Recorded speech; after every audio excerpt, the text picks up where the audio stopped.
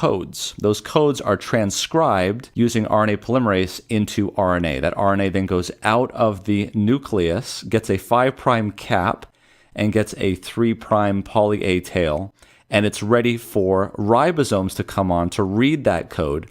And that code is then translated into the code of amino acids, which amino acid after amino acid will turn into a polypeptide, which turns into a protein.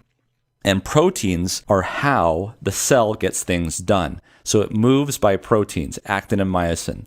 It can bind oxygen through hemoglobin.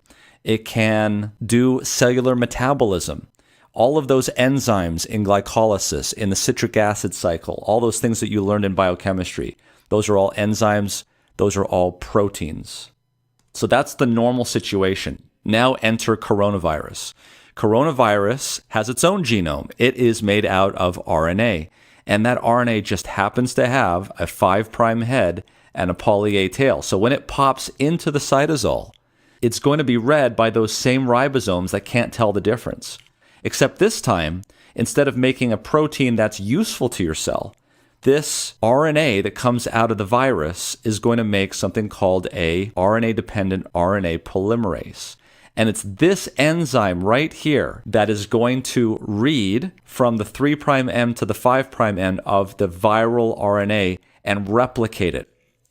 So this RNA-dependent RNA polymerase makes more viral genomes.